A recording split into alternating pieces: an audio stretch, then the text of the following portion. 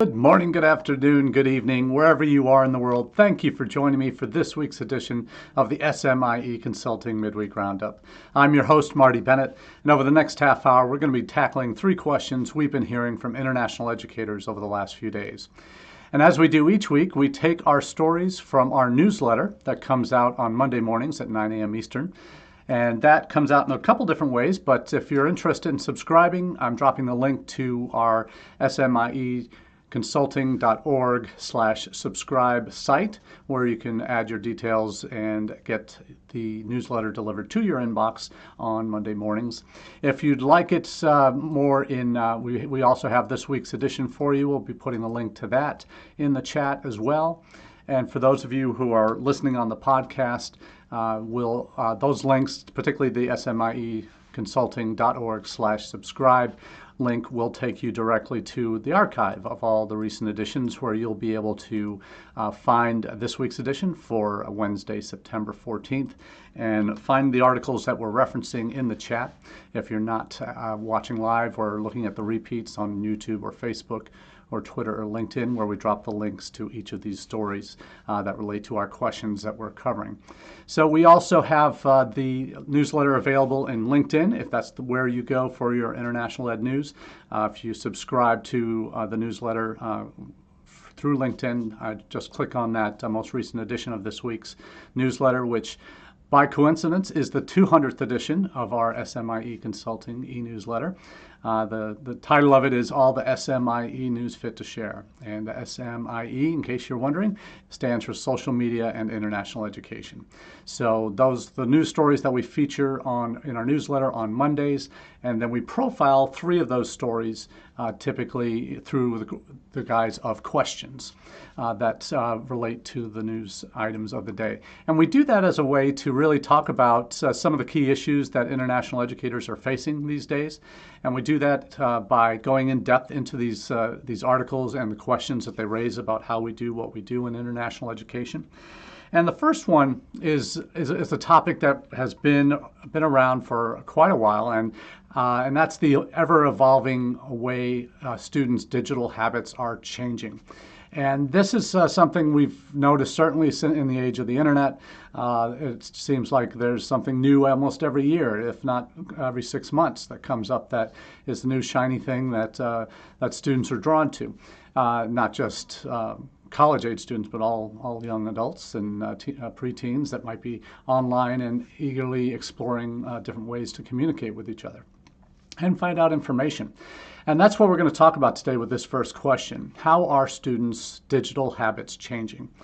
Well, we've seen over the last few years certainly when I started becoming active on social media and using it professionally in 2005 to 2008, when I was working on a university campus, we started asking the questions of why aren't students responding to our emails? Why aren't they coming to our on-campus events? And this is for when we're talking with our currently enrolled international students. And I had this epiphany one day: we need to start asking students where they're spending their time. And we found out at that point in 2005, 2008, they were largely on Facebook. And that platform evolved from a college to college kind of communication platform, social media program platform that we students were on first. Administrators and everyone else kind of slowly got onto it, and now those kids that first started on Facebook in the noughties are now upwardly mobile professionals, hopefully with families of their own, and their kids are not on Facebook typically. So over that generation, there's been some change, and that's how we kind of mark the time of passing of a torch from one generation to the next, and is how these habits change. So where they spend their time is obviously one of the most important questions you need to answer for yourself in terms of when you're thinking about going about advertising, going about reaching out to students in particular markets through digital means. you want to know where they are. We know all the data for the last few years has pointed increasingly to students are living online. They're living primarily on their phones, increasingly on their phones, almost exclusively on their phones in other than school-related kind of content. So what we need to know is how are their habits changing within that. And we're referencing today an article, it's already in the chat, from ICEF Monitor. It's called Tracking the Gen Z Student Journey in Planning for Higher Education. And there's some great content in here in the article that we'll be going through today. They come up with three kind of top-level takeaways from this Unibuddy survey. So Unibuddy, one of the more popular student ambassador platform communication tools out there. They have partnerships with study portals, with IDP Connect, so that their plugin is available on your search profile, on your college profiles on those sites. That if you have a student ambassador program, they can be leveraged there. Also independently on your own site, on the different social media channels your student ambassadors are contributing content to. So. Unibuddy is the platform provider for this, or the source of this survey document. That's how the changing student search habits and where they're spending their time, and all of this is part of this report. So it's a little bit, one of these results is, one of these high-level takeaways is a little bit self-serving, but not surprising. And frankly, we've been seeing it evolve organically over the last few years. And certain organizations, businesses have capitalized on that. And Unibuddy is certainly one of them. But the three top-level takeaways. New research report underlines that universities and schools need to design their websites so that it conveys the right feel to students and prioritizes their top concerns. That's first. It also makes clear that having a student ambassador program is now essential to engaging prospective students. That's two. And third, many students are using TikTok or other social channels as search engines, not just tuning in for entertainment. So that's a little bit frightening, that given the wide variety of content available on TikTok, and some of it very light and silly, and some of it very dark, and certainly places you want to stay away from. But now that students are using this as an informational tool, search engine. So can't say that a whole lot of universities, particularly those in the United States, they might have domestic admissions folks that are starting to leverage TikTok as a way to do that. One of the universities I work for, UNLV, has done that effectively, created 2 TikTok accounts for admissions and then the university as a whole over the last year. And those seem to be going fairly well, at least generating content and getting out there, and that's tagging appropriately and all of that fun stuff. So that last one, that third one about these new social channels, TikTok's not new, it's been around for 4 or 5 years, but now has 1 billion users globally. And that's something that certainly universities need to be aware of and think about whether this is a platform you want to be engaging in. So that's one piece. The second is when it talks about having a student ambassador program as now essential. And for those of you who have been following this podcast, this live chat for at least a few months, you've heard me talk about the 6 Ps of strategic international enrollment management. And these 6 Ps are what I consider the founding principles of a successful international ed strategy for your institutions. And it's not just about the enrollment piece on the front end, it's about services during the journey as well. So you're accommodating that entire international student experience in how you plan for international students on your campus. And part of that is the services piece, and having services that students can take advantage of, that they'll know about, that they are designed for them and can answer their needs specifically. And the colleges that do that best are the ones that, if they can leverage those success stories from this international student journey and successful alumni in their communication with prospective students, are going to do well. And that's what we're calling peer recruitment, right? So peers is the 6th of our 6 Ps of strategic international enrollment management principles. So that last P is allowing your students, allowing your alumni, allowing the parents of your current students to tell your story, because they're the best recruiters that you can have out there in terms of being able to tell their story authentically to future students, and that's what any institution would want to have happen, to allow those connections to happen organically, for them to be able to see themselves in a current student or an alum or a parent, see themselves as part of your journey, part of your institution's experience. When they can do that, that is what adds much more in your favor, when you can have that painted picture done by a current student or an alumni that helps to shape that prospective student's image of, hey, this could be a place for me because that person looks like me, or came from my country, or came from my region, or is studying what I want to study. That could be me. And that's what you want to encourage and engender in all of your prospective students that are serious about your institution when they have choices. And they have lots of choices, not just your institution and your neighbors in your community or in your state. They're potentially applying to multiple countries for their university options. So when it comes to having your presence in front of them and allowing your story to be told, particularly by your current students, that is adds value to your whole approach to international student recruitment. Now, the first piece, I saved this part for last in terms of the first takeaway, which was that universities and schools need to design their sites so that it conveys the right feel to students and prioritizes their top concerns. So, what are those top concerns? Lots of student satisfaction surveys, lots of prospective student surveys that cover students at different parts of the journey. So there are different takeaways depending on the audience.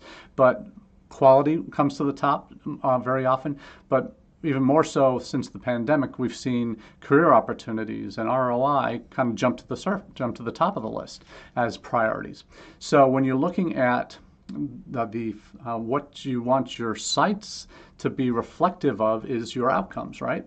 That you provide the quality of education, that you provide students with the tools necessary to achieve appropriate employment after they graduate or get admitted to graduate programs if they're starting as undergraduates. So part of that is that feel that you're trying to establish that meets that student's need.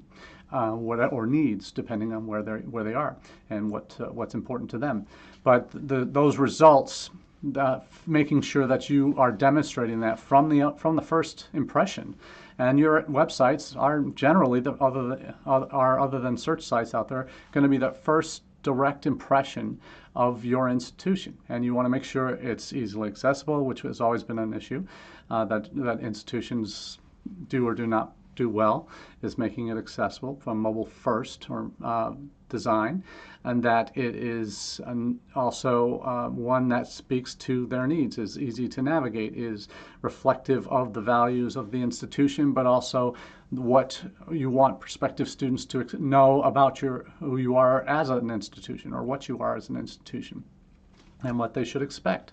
So how that gets translated is important. And there's lots of different ways that we can do that. We've talked about those in the past. But when it talks about feel, the right feel, it's interesting because as a U.S. admissions officer, when we're trained in admissions, we always talk, particularly when we talk about admissions processes, we're trying to find the right. We know that students are looking for the schools that are the best fit. We always talk about that language. And that's understandable, more so domestically in the United States than perhaps it is internationally, but we always emphasize that. I know when I was working with Education USA and we're talking to advisors about helping students find the right fit, and that concept of fit or feel are ones that might not translate well around the world. So it's up to advisors to help paint that picture of what fit and feel looks like in terms of when they're approaching a university representative at a fair or online or through social media, whatever it might be, that they're getting that content that helps answer their questions about whether they're going to feel comfortable there, whether they're going to fit in at your institution, and what that looks like.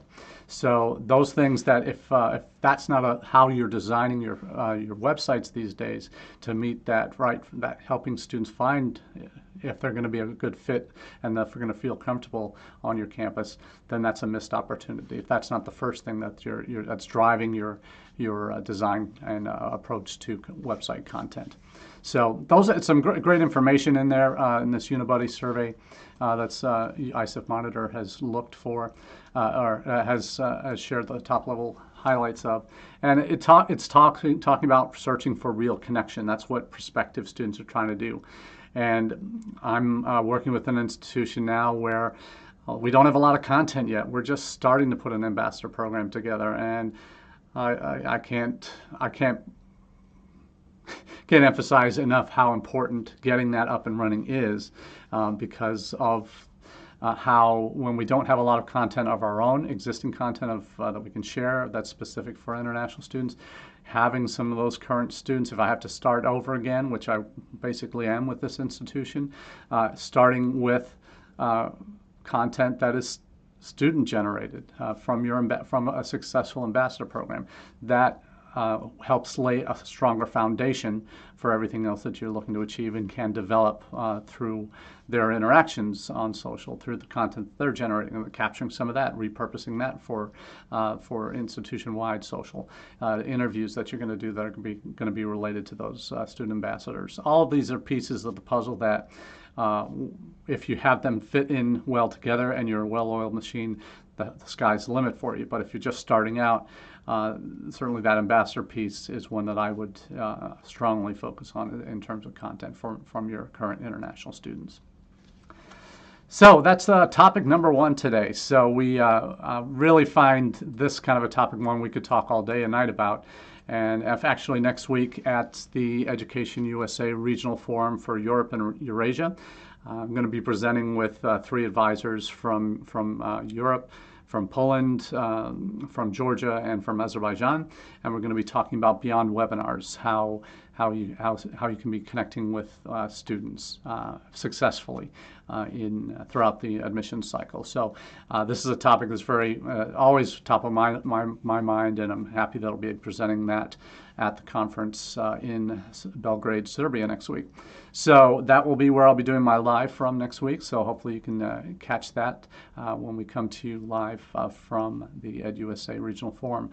With the time difference, it'll be in the early evening hours when I'd be connecting with you. So we'll see what that looks like in terms of the conference. It's the last night of the conference, actually. So we'll see what that looks like in terms of what probably be my summation on what happens at the forum. So next up is the issue of moral responsibility for international students. This is sometimes a tricky topic to talk about within international audiences, but when we talk about universities, I went to university in the mid to late 80s at a time when divestment from companies that were doing business in companies that were doing business in South Africa before apartheid had been lifted, and before, certainly pre Nelson Mandela's election as president. So that was one of the hot issues on campus, is divestment from companies that were doing business in South Africa, that the universities should not be investing in companies that are doing business in South Africa, that type of thing. So that was a huge topic in my freshman, sophomore year at university. And that was something that you see pop up every now and again. Certainly in recent years, you've seen some student groups protesting or advocating for their board of directors to divest from oil companies and oil and gas companies that are, in their views, destroying the environment. Those are common things on college campuses where freedom of expression still exists to a large extent. And this is what one of the issues we're talking about today is related to moral responsibility when it comes to international events. We saw some of that happen post Russian invasion of Ukraine in late February, early March. There was disconnecting of relationships with institutions in Russia, showing increased levels of support for Ukrainian institutions, and certainly Ukrainians that were in the United States received temporary protected status and benefits from the U.S. government. But universities, those are kind of the easy ones, easy decisions to make. So some are still hanging on to ties with Russian institutions and certainly not putting them front and center on their websites. But certainly those are some of the moral questions that come up that are international related, that impact international events impacting what institutions can and should do. The first article that I've put up in the chat is one related to Carnegie Mellon. They have had the only master's level degree program offered in person in Africa for many years now. Started, I think, in 2010 or 11. But they have been funding this graduate level program in engineering, computer science, that they are, and like I said, they are the only U.S. college or university that has graduate level programs offered in a physical location in Africa. And their program in Rwanda has been there since 2011 through their College of Engineering, Carnegie Mellon. They had been funded primarily by the Rwandan government in the early days. 175, well, no, there was 70, I think initially $75 million, $100 million from various monies over the year, almost $100 million from the government of Rwanda that allowed them to build the facilities and the building and the now campus that they have there. The scholarship program, there's been a new $275 million investment in the institution on behalf of the Rwandan government and the MasterCard Foundation moving forward.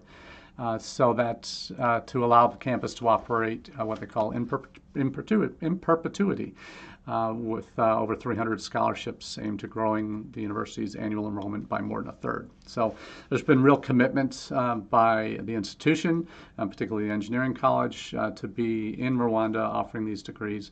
And they have it is certainly a high-profile institution and the first U.S. campus to do so.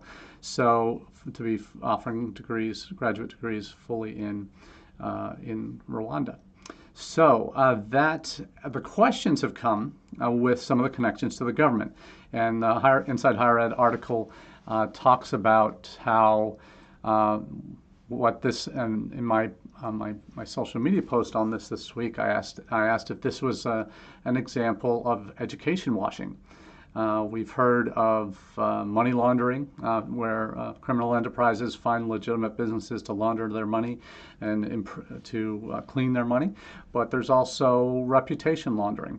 We've found, and through what we call in the UK, you've had, or throughout European football or soccer, you've had investment funds of nations, particularly Middle Eastern nations, Saudi Arabia, Qatar, UAE, that have bought controlling interests in major soccer clubs in England, in France, two in England, one in France, that have been purchased recently in the last 10 years at least, by sovereign wealth funds from these Middle Eastern countries. But the one in particular that has raised the most eyebrows, we had the Qatar Foundation a few years ago, when they purchased, Qatar bought controlling stake in Paris Saint-Germain, one of the top clubs in France. And this was at a time when the Qatar had gotten the World Cup bid, and there was promotional efforts by the Qatari government to promote their image, even though there were severe human rights abuses taking place and awful working conditions from the South Asian citizens that had moved to to that country to build the stadiums and the infrastructure for the World Cup that's taking place in November, December this year. So that's happened previously. You've had most recently in the UK, you had a sovereign wealth fund managed by Mohammed bin Salman from Saudi Arabia that his cronies were indicted for the murder of Jamal Khashoggi at the Saudi Arabian consulate in Istanbul on his orders. It is alleged, and that's certainly what certainly the intelligence agencies in the U.S. Seem to have made those accusations and connected the dots to Mohammed bin Salman. But he is the owner of this wealth fund, or is on the board of this wealth fund. So his wealth fund bought a soccer club, Newcastle United. So that's potentially attempts to wash his image, and the country of Saudi Arabia's image, with fans of that soccer club in England. You also now have, with this particular case, you have the Rwandan government having been, that's what they're called, sports washing with those soccer clubs. But you now have the Rwandan government of the last 10 years being the primary benefactor of this campus that CMU has established in Rwanda. You have funding that's now being extended. The president, Paul Kagame of Rwanda, who has been accused of a litany of human rights abuses, according to the Inside Higher Ed article related to the genocide that happened in Rwanda in the early 90s and early 2000s, or 90s and early 2000s. So this is part of what the challenge is here.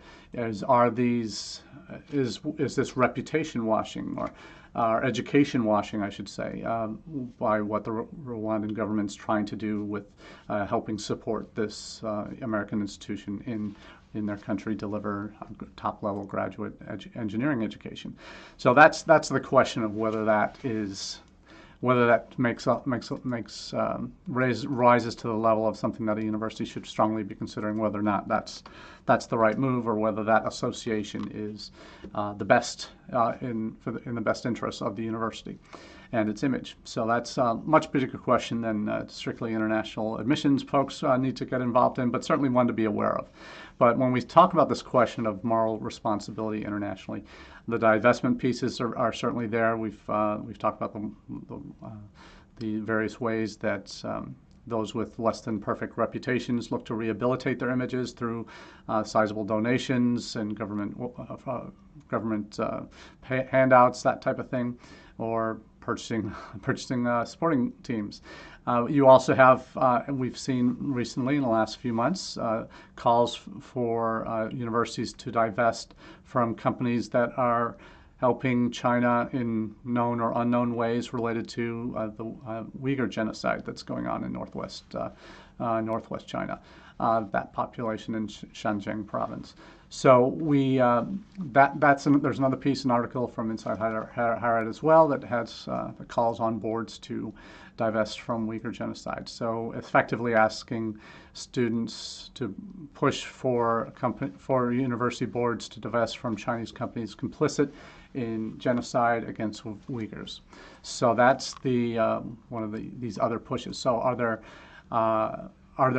and the person who wrote this article in Inside Higher Ed is a former board chairman of a major university and a former CEO of a public company and not-for-profit organizations. So he's encouraging U.S. institutions to divest from these companies, so that factories across China are using forced labor from Xinjiang province, from this Uyghur population, and that it's tainting the global supply chain in so doing. So it's a lot of well-known brands from China that are part of that scheme. There may be U.S. companies that are connected with it in terms of distribution of those products. So that's certainly something that institutions certainly need to be paying attention to. Now, last question of the day is a quick one, but it's one that we won't have a lot of time to go into, but it's clear in terms of how two countries are responding to this question. And the question is, how should governments, how should countries react to labor market challenges? we've had this in the United States. We have had STEM skills shortage in terms of graduating domestic students with abilities in these high levels in these STEM fields to then take jobs, higher paying jobs, to develop those technologies in the STEM fields for our country and for businesses in the United States. That's been a known problem for years. We have, in 2008, we had, during President Bush's administration, Bush II, we had the government authorized the extra 2 years of work permission, the STEM OPT law that we know, or regulation that we know now exists. That does allow for extra work time for those students beyond the 1 year that everybody gets. So that was addressed regulatorily a while ago. And but we still have these gaps. Not enough students are filling these jobs.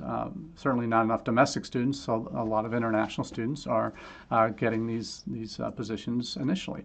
So how we respond is very slowly. We don't do anything quickly in the United States. The 2 articles I've just posted are one related to Australia.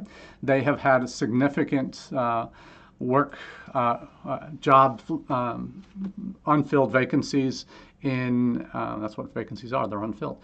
Well, they have vacancies in a lot of different fields, and as a result that they can't fill domestically, and as a result the Australian government has made the decision to extend post-study work rights for these in-demand fields, adding an extra 2 years onto their work permission. So instead of just 2 years, they'll now get 4 years for these in-demand fields. So fairly significant, and something that if that ever happened in the United States, we've got these fields or these jobs openings that are systemic across the country we can't fill. We have students that are graduating soon that, hey, if we give them an extra 2 years to move from 1 to 3 years or 2 to 4 years as they're doing in Australia, that means that, oh my goodness, that's a lot more inviting, and it's a smart move on the part of the Australian government to rebound from the losses that they saw during the pandemic. And we've seen some institutions that have been waiting for the floodgates to open since December, when the country began to reopen to internationals, that simply haven't materialized. And most, for one state, Victoria State in Australia, over 100,000 of the 200 over 100,000 students are still. Only 100,000 students are still in the country, but there are 300,000 plus that are taking. That are enrolled students, but over 200,000 are staying home doing their courses remotely still. So they're not potentially going to be able to take advantage of these extra benefits here. So we'll see what happens, but they're addressing it right away. Certainly lightning speed compared to what we would expect in the U.S. Canada is also looking at changing some of their immigration regulations, which are already very generous towards international students and work and potential residency afterwards. There's talk about how can the article here is how can Canada get the international students it needs for the jobs it has. And a report calls for a course correction that has more targeted policies that allow international students with the right skill sets to get a successful integration in the Canadian society. That's the priority in Canada. We don't have that priority in the United States. So it's an interesting dilemma that we face in terms of changing policy, changing direction, and it seems that Canada, Australia, UK previously have made those course corrections necessary in very short order. We're just not able to do that in the United States for a variety of reasons. But certainly, if we were able to do that as quickly and efficiently as Canada and Australia have done, we would be in an even more advantageous position internationally in terms of student recruitment. But enough to talk about that for years on end. But enough for this week. We do appreciate you being a part of the conversation today, and we look forward to chatting with you at upcoming conferences. For those that will be in Serbia, looking forward to connecting with you next week at the EdUSA Regional Forum. And that's where we'll be coming to you live next Wednesday, 1 p.m. Eastern, which will be about 7 p.m. Central European time, where I'll be presenting to you from. So look forward to chatting next week live from Serbia. Cheers, and have a great weekend.